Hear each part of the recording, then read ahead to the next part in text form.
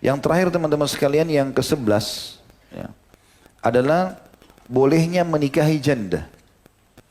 Ya. Karena Nabi SAW menikahi Ummu Salamah radhiyallahu anha. Baik, di sini ada yang ingin saya titik beratkan. Ada hadis Nabi SAW yang berbunyi kepada Jabir bin Abdullah. Jabir bin Abdullah ini teman-teman sahabat Nabi yang masih muda sekali. Ayahnya meninggal, Abdullah bin Haram, mati syahid di perang Uhud, dan adiknya banyak. Masih ada adik-adik perempuannya banyak kecil-kecil gitu kan. Nah setelah perang Uhud, maka Jabir jadi pengganti ayahnya padahal dia masih muda. Jadi dia berusaha kerja keras untuk mencari nafkah buat adik-adiknya gitu kan. Maka muncul di benak dia untuk menikah. Tapi pada saat itu kalau dia berpikir, pribadi dia berijtihad, kalau saya menikah sama perawan, maka secara otomatis akan sebahaya dengan adik-adiknya. Tidak ada pengalaman rumah tangganya. Maka mungkin tidak bisa bantu dia ngurus. Maka dia memilih janda untuk bisa mengurus adik-adiknya. Kita dengarkan hadisnya begini. Jabir bin Abdullah berkata radhiyallahu anhu, supaya kita ambil hikmah hukum syariah, ini hadis riwayat Muslim. Kata Nabi SAW, kata Jabir, tazawwajtu imra'atan fi ahdin Nabi SAW, falakitun Nabi SAW faqal, aku pernah menikah dengan seorang wanita di masa hidupnya Nabi SAW, lalu aku pernah menemui beliau SAW dan beliau bertanya, ya Jabir, tazawwajta, wahai Jabir, apakah kau sudah nikah? Qultu na'am, saya mengatakan iya. Qala bikrun am thayyib, perawan atau janda? Qultu thayyib, aku berkata janda. Qala fahalla bikran tula'ibuha, kenapa kau tidak nikah sama perawan supaya kau bisa bersenang-senang dengan dia atau bercanda-canda dengan dia?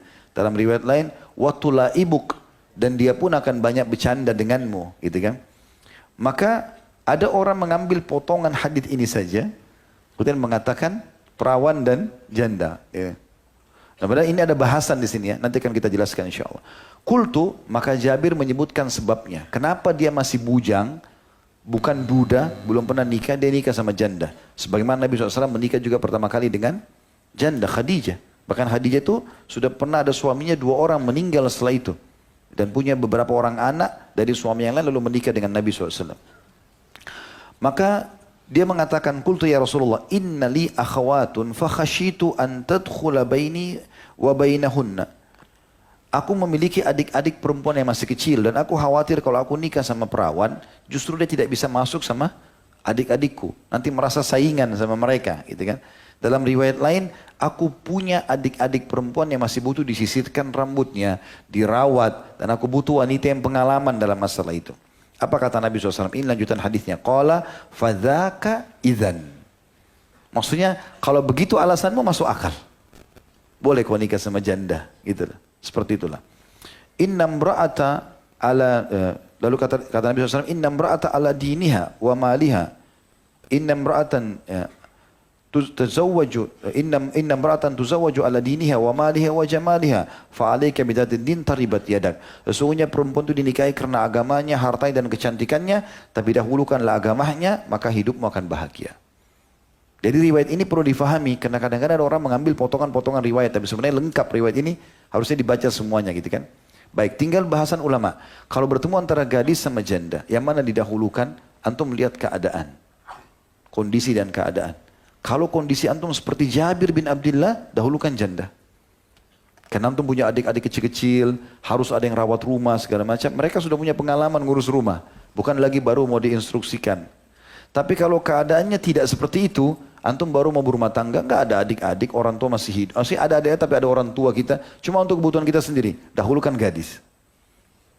Karena di sini saatnya kita bersenang-senang, seperti itulah bahasa hadis ya. Dalam arti kata, dia tidak membawa beban masa lalu rumah tangganya. Maka dia akan lebih fokus kepada kita, gitu kan? Karena kalau seseorang di antara anda menikah sama janda, ada satu hal yang harus digarisbawahi. Dia akan cenderung membandingkan antara kita sama mantan suaminya. Kalau dia temukan kita lebih baik dari mantan suaminya, dia akan memujinya. Kalau tidak, dia akan membandingkan. Dan ini sebab percekcokan dalam rumah tangga. Dulu suami saya begini dan begitu, gitu kan. Jadi dia bandingkan. Tapi kalau kita lebih baik maka dia akan malah bisa menerima lah, seperti itulah. Tapi kalau gadis tidak punya pengalaman sebelumnya, antumlah orang pertama. Apa yang antum gambarkan maka akan seperti itu. Ini makna daripada hadis ini.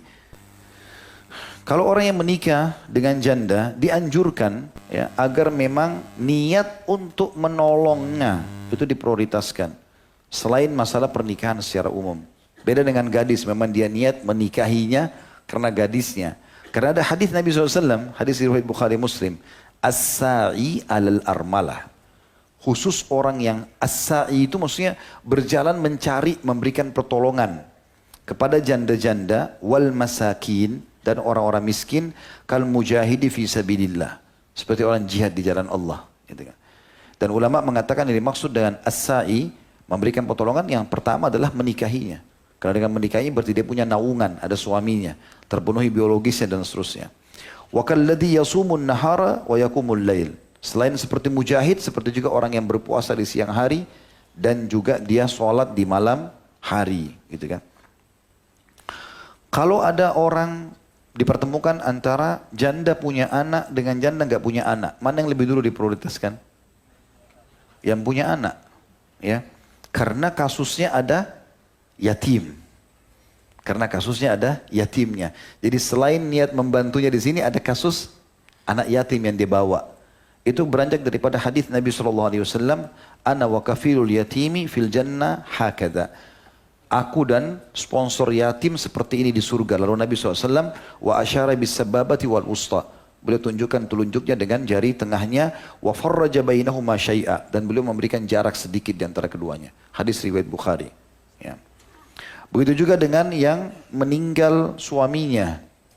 Ya, meninggal suaminya. Ada sebagian juga masukan dengan orang yang diceraikan. Tapi meninggal suami ini adalah hal yang lebih diprioritaskan karena terbukti para sahabat pada saat melihat, termasuk kasus Ummu Salamah, pada saat melihat suaminya meninggal, maka kan tidak ada kasus, tidak ada lagi celah untuk rujuk karena suami meninggal. Maka menolong mereka lebih pantas dalam masalah pernikahan dibandingkan yang cerai saja masih ada suaminya karena dia masih bisa rujuk. Berapa banyak terjadi yang sudah cerai sama suaminya, begitu nikah sama suami baru, ternyata menyesal, ingin rujuk sama suami yang pertama karena ini lebih baik dan seterusnya. Tapi kalau orang sudah meninggal suaminya berarti sudah tidak ada celah itu.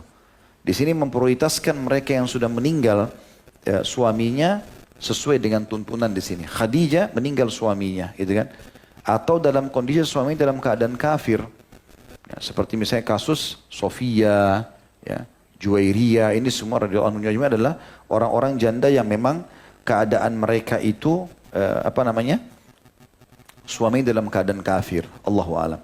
Ini bahasan kita insya Allah dan ini jawaban sekaligus kenapa Nabi SAW menikahi dari 11 orang istri beliau, hanya satu perawan, yang lainnya janda tentunya ya. Semoga Allah berkahi majlis kita dan Allah jadikan ini sebagai tambahan amal kita pada hari kiamat. Dan semoga seluruh amal yang pernah kita kerjakan, yang sedang kita kerjakan, yang akan kita kerjakan sampai menjelang ajal datang nanti diterima dengan pahala yang sempurna. Dan semoga seluruh dosa yang pernah kita kerjakan, sengaja tidak sengaja, samar ataupun jelas, kecil ataupun besar, semuanya diganti oleh Allah SWT dengan pahala. Kita selalu doakan agar negara kita menjadi negara yang aman, tentram, damai. Seluruh umat Islam di bawah naungan ukhuwah Islamiyah. Dalam hal ibadah mereka kembali pada Al-Quran dan Sunnah. Seluruh warga Indonesia bersatu dalam hal yang baik. Dan juga mereka terjauhkan dari hal yang buruk. Semoga utang negara kita dilunasi oleh Allah dengan semudah-mudahnya. Dibukakan semua rezekinya dan Allah berikan petunjuk semua dari para pemimpin kita dan sampai masyarakat. Tidak terkecuali Allah pandu dan Allah tuntun kepada kebaikan. Dan semoga Indonesia menjadi contoh bagi negara-negara yang lain. Dan selalu kita doakan saudara kita di Palestina, di Syria, di Yaman, di Irak, di Myanmar, di Ahsa, dimanapun mereka berada yang sedang tertindas. Semoga Allah ikhlaskan niat mereka, terima para syuhada mereka, mulakan Islam di tangan mereka dan tangan kita semua. Dan semoga Allah ikut sertakan kita bersama mereka di pahala, baik dengan doa, dengan harta, juga dengan jiwa kita. Dan semoga Allah menyatukan kita semua di surga firdausnya tanpa hisab. Mari disatukan dalam majlis ilmu yang mulia ini. Kalau benar dari Allah, kalau salah dari saya, mohon dimaafkan. Wassallallahu nabiyana Muhammadin walhamdulillahi rabbil alamin. Subhanakallahumma bihamdika asyhadu an la ilaha illa anta astaghfiruka wa atubu ilaik. Wassalamualaikum warahmatullahi wabarakatuh.